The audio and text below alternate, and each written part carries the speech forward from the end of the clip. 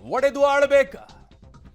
ಆರಂಭವಾಗಿದ್ದು ಭಾರತ್ ತೆರೆ ತುಕಡೆ ತುಕಡೆ ಕರೆಂಗೆ ಅನ್ನುವಂಥ ಹೇಳಿಕೆಯ ಮೂಲಕವಾಗಿ JNU ಅಲ್ಲಿಂದ ಶುರುವಾದಂಥದ್ದು. ಇದು ಭಾರತವನ್ನ ಇನ್ನೂ ಏನು ವಿಭಾಗ ಮಾಡಬೇಕು ಅರ್ಥ ಆಗ್ತಿಲ್ಲ. ಪೂರ್ವದಲ್ಲಿ ಒಬ್ಬರು ರೀತಿಯಾಗಿ ಒಬ್ಬರು ತುಕಡೆ ಮಾಡಬೇಕು ಅಂತಾರೆ, ಪಶ್ಚಿಮದಲ್ಲಿ ಒಬ್ಬರು ತುಕಡೆ ಮಾಡಬೇಕು ಅಂತಾರೆ, ಉತ್ತರದ ತುದಿಯಲ್ಲಿ ಒಬ್ಬರು ತುಕಡೆ ಮಾಡಬೇಕು ಅಂತಾರೆ, ಈಗ ದಕ್ಷಿಣದಲ್ಲಿ ಒಬ್ಬರು ತುಕಡೆ ಮಾಡಬೇಕು ಅಂತಾರೆ. ಅಂದರೆ ಭಾರತವನ್ನೇನು ತುಕಡೆ ಮಾಡಬೇಕು ಅಂತಲೇ ನಿರ್ಧಾರ ಮಾಡಿಬಿಟ್ಟಿದ್ದಾರೆ. ಯಾಕೆ ಇದಕ್ಕೆ ಕೊನೆಗೂ ಕೂಡ ಈ ವಿಚಾರದಲ್ಲಿ ಇಲ್ಲ ಆ ರೀತಿಯಾಗಿ ತಪ್ಪಾಗಿದೆ ಅನ್ನುವಂಥ ಒಂದು ಮಾತು ಇಲ್ಲಿವರೆಗೂ ಬರಲಿಲ್ಲ. ಯಾಕೆ they are stand with that words?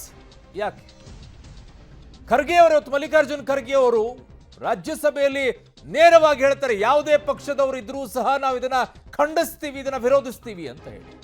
ಆದರೆ ಸಂಸದರು ಈ ವಿಚಾರದಲ್ಲಿ ಇನ್ನೂ ಕೂಡ ಸ್ಟ್ಯಾಂಡ್ ಅನ್ನು ತೆಗೆದುಕೊಳ್ತಾ ಇಲ್ಲ. ತಪ್ಪಾಗಿದೆ, ಆ ರೀತಿಯಾಗಿ ಹೇಳಕ್ ಹೋಗಿರಲಿಲ್ಲ, ನನ್ನ ಉದ್ದೇಶ ಬೇರೆ ಇತ್ತು ಅನ್ನುವಂಥದ್ದನ್ನು ಹೇಳಿಬಿಟ್ಟಿದ್ರೆ ಮುಗಿದು ಹೋಗಿರೋದು.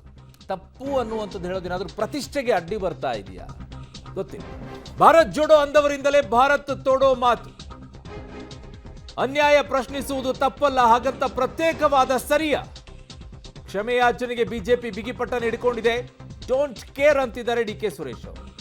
AICC ಅಧ್ಯಕ್ಷರೇ ಖಂಡಿಸಿದ್ರು ಕೂಡ DK ಸುರೇಶ್ ಅವರ ಬೆನ್ನಿಗೆ ಈಗ ನಾಯಕರು ನಿಲ್ತಾ ಇದ್ದಾರೆ. ತೋಡೋ ನಹಿ ಜೋಡೋ, ಬಿಜೆಪಿಯಿಂದ ಎಲೆಕ್ಷನ್ ಅಭಿಯಾನ ಫಿಕ್ಸ.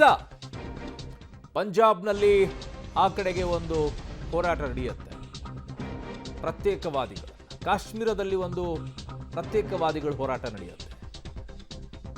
ಅಸ್ಸಾಂ ಕಡೆಗೆ ಇನ್ನೊಂದು ಕಡೆಗೆ ಪ್ರತ್ಯೇಕವಾದಿಗಳ ಹೋರಾಟ ನಡೆಯುತ್ತೆ. ಈಗ ಇಲ್ಲೊಂದು ಪ್ರತ್ಯೇಕವಾದಿಗಳ ಹೋರಾಟ ಆಗ್ಬೇಕಾ?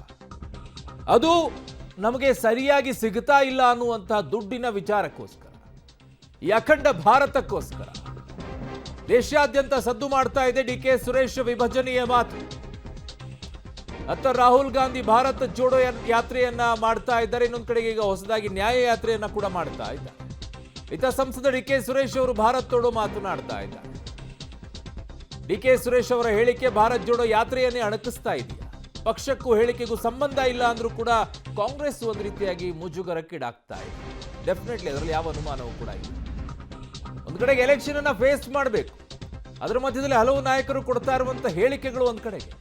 ಹೇಗಾದ್ರೂ ಮಾಡಿ ದೇಶದಲ್ಲಿ ಒಂದಿಷ್ಟು ಭದ್ರವಾಗಿ ನಿಂತ್ಕೊಳ್ಬೇಕು ಅಂತ ರಾಹುಲ್ ಗಾಂಧಿ ಅವರು ಇತ್ತಿಂದ ಅತ್ತ ಅತ್ತಿಂದ ಇತ್ತ ಓಡಾಡ್ತಾ ಇದ್ದಾರೆ, ಜೋಡಿಸುವಂತ ಕೆಲಸವನ್ನ ಮಾಡ್ತಾರೆ. ಆದ್ರೆ ಇವರು ತೋಡುವಂತ ಕೆಲಸವನ್ನ ಮಾಡ್ತಾರೆ. ಈ ಅಖಂಡ ಭಾರತಕ್ಕೋಸ್ಕರ ಎಷ್ಟು ಜನ ಪ್ರಾಣವನ್ನ ಕೊಟ್ಟಿದ್ದಾರೆ, ಎಷ್ಟು ಜನ ಇದಕ್ಕೋಸ್ಕರ ತಮ್ಮ ಜೀವವನ್ನೇ ಯೌವನ ಅವಸ್ಥೆಯಲ್ಲಿ ಕಳ್ಕೊಂಡಿದ್ದಾರೆ. ಈಗ ಭಾರತವನ್ನು ಇಬ್ಬಾಗ ಮಾಡುವ ಮಾತು ಏನ್ ಮಾತಾಡಿದ್ದಾರೆ ನೋಡ.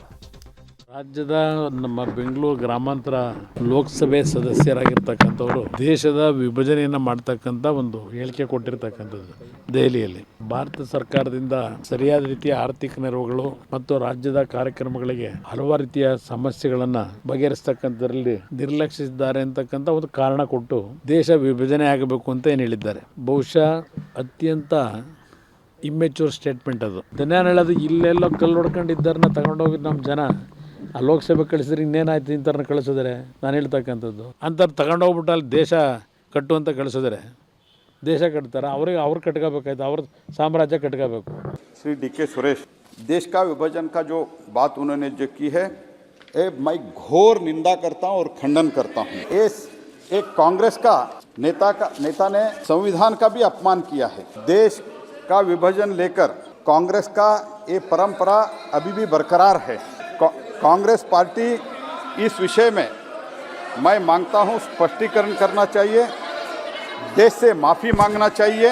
जो डॉक्टर बाबा साहेब भीमराव अंबेडकर रचित संविधान के ऊपर हमने जो शपथ लेते हैं उस शपथ का अपमान किया है. एक तरफ बाबा साहेब अंबेडकर का भी अपमान किया है. ಕರ್ನಾಟಕ ರಾಜ್ಯದ DK ಸುರೇಶ್ ಲೋಕಸಭಾ ಸದಸ್ಯರು ಉತ್ತರ ಭಾರತ ದಕ್ಷಿಣ ಭಾರತ ಬೇರೆ ರಾಷ್ಟ್ರವನ್ನೇ ನಾವು ಕೇಳಬೇಕಾಗತ್ತೆ ಅನ್ನಂತ ಹೇಳಿಕೆ ಕೊಟ್ಟು ಅದನ್ನ ಕಾಂಗ್ರೆಸ್ಸಿನ ಕರ್ನಾಟಕ ರಾಜ್ಯದ ಅಧ್ಯಕ್ಷರು DK ಶಿವಕುಮಾರ್ ಅದನ್ನು ಸ್ವಾಗತ ಮಾಡಿದ್ದಾರೆ.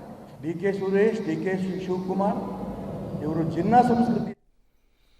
ಸೊ ಇದಕ್ಕೆ ಮಲ್ಲಿಕಾರ್ಜುನ್ ಖರ್ಗೆ ಅವರು ಕೂಡ ಈಗಾಗಲೇ ಮಾತನಾಡಿದ್ದಾರೆ, ರಾಜ್ಯಸಭೆಯಲ್ಲಿ ಉತ್ತರ ಕೊಟ್ಟಿದ್ದಾರೆ. ಯಾರೇ ಆದರೂ ಕೂಡ ದೇಶ ಒಡೆಯುವ ಮಾತನ್ನು ನಾವು ಸಹಿಸಿಕೊಳ್ಳೋದಿಲ್ಲ, ತಮ್ಮದೇ ಪಕ್ಷದ ಸದಸ್ಯರ ಹೇಳಿಕೆಯನ್ನ ಖರ್ಗೆ ಅವರು ಖಂಡಿಸಿದ್ದಾರೆ.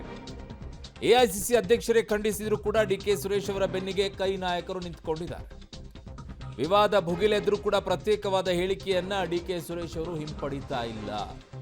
ಪ್ರತಿಷ್ಠೆ ಸಮಸ್ಯೆ ಆಗುತ್ತಾ ಏನೋ ಅಂತ ಹೇಳಿ ಗೊತ್ತಿಲ್ಲ. ಏನ್ ಮಾತಾಡಿದಾರೆ ನೋಡೋಣ. ನಾನೊಬ್ಬ ಭಾರತೀಯ, ನಾನೊಬ್ಬ ಕನ್ನಡಿಗ. ನಾನು ನನ್ನ ರಾಜ್ಯಕ್ಕೆ, ನನ್ನ ರಾಷ್ಟ್ರಕ್ಕೆ ಆಗ್ತಾ ಇರ್ತಕ್ಕಂಥ ಅನ್ಯಾಯವನ್ನ ಪ್ರಶ್ನೆ ಮಾಡತಕ್ಕಂತ ಹಕ್ಕು ನನಗಿದೆ. ನನ್ನ ಹೇಳಿಕೆಯನ್ನ ತಿರ್ಚುವಂತ ಪ್ರಯತ್ನ ಭಾರತೀಯ ಜನತಾ ಪಕ್ಷದವರು ಇವತ್ತು ಮಾಡ್ತಾ ಇದ್ದಾರೆ. कन्याकुमारी से लेकर कश्मीर तक हम एक है, एक रहेंगे, एक देश रहेंगे. इसीलिए इंदिरा गांधी अपनी जान दी. अगर कोई भी देश को तोड़ने की बात किया, हम कभी सहन नहीं करेंगे, चाहे वो किसी पार्टी का हो. ನಮ್ಮ ಹಕ್ಕನ್ನು ಪ್ರತಿಪಾದನೆ ಮಾಡಬೇಕಾದ್ರೆ ಜವಾಬ್ದಾರಿಯಿಂದ ನಾವು ಮಾಡೇ ಮಾಡ್ತೀವಿ. ಆ ವಿಚಾರದಲ್ಲಿ ಪ್ರತಿಪಾದನೆ ಮಾಡಿರ್ತಕ್ಕಂಥ ಡಿ.ಕೆ. ಸುರೇಶ್ಗೆ ನಾನು ನಮ್ಮ ರಾಜ್ಯಕ್ಕೆ ದನಿ ಎತ್ತದಂತ ಏಕೈಕ ಗಂಡು ಮಗ ಅಂತೀನಿ. ನಮ್ಮ ದೇಶ ಒಂದಾಗಿರ್ಬೇಕು, ಅದ್ರ ಬಗ್ಗೆ ಎರಡು ಮಾತಿಲ್ಲ.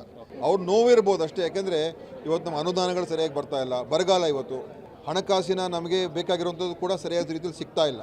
ಕರ್ನಾಟಕಕ್ಕೆ ಇವತ್ತು ಹೆಚ್ಚು ತೊಂದರೆ ಆಗ್ತಾ ಇದೆ, ನಮಗೆ ತಾರತಮ್ಯ ಆಗ್ತಾ ಇದೆ, ನಮಗೆ ಬೇಕಾಗಿರುವಂಥ ನೆರವು ಸಿಗ್ತಾ ಇಲ್ಲ. ಕರ್ನಾಟಕಕ್ಕೆ ಆಗ್ತಾ ಇರುವಂತಹ ಅನ್ಯಾಯದ ವಿರುದ್ಧ ಕಾಂಗ್ರೆಸ್ ಕಹಳೆಯನ್ನ ಮೊಳಗಿಸಿದೆ. ತಪ್ಪಲ್ಲ, ರಾಜ್ಯಕ್ಕೆ ಆಗಿರುವಂತಹ ಅನ್ಯಾಯವನ್ನ ಕೇಳೋದ್ರಲ್ಲಿ ಯಾವ ತಪ್ಪೂ ಇಲ್ಲ.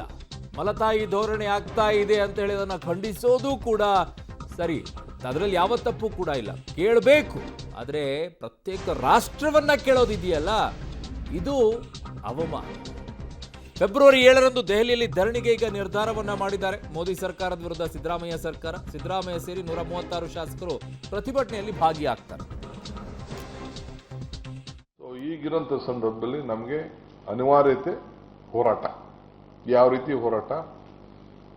ಕರ್ನಾಟಕ ಸರ್ಕಾರ ಮುಖ್ಯಮಂತ್ರಿಗಳ ನೇತೃತ್ವದಲ್ಲಿ, ಮುಖ್ಯಮಂತ್ರಿಗಳ ಸಮೇತ ನಾವೆಲ್ಲ 136 ಪ್ಲಸ್ 2 138 ಶಾಸಕರು, ನಮ್ಮ ವಿಧಾನ ಪರಿಷತ್ತಿನ ಸದಸ್ಯರು, ನಾವೆಲ್ಲ 6ನೇ ತಾರೀಕು ರಾತ್ರಿ ದೆಹಲಿಗೆ ತಲುಪಿ 7ನೇ ತಾರೀಕು ಬೆಳಗಡೆ ನಾವೆಲ್ಲ ದೆಹಲಿಯಲ್ಲಿ ನಮ್ಮ ಪ್ರತಿಭಟನೆಯನ್ನು ವ್ಯಕ್ತಪಡಿಸಬೇಕು.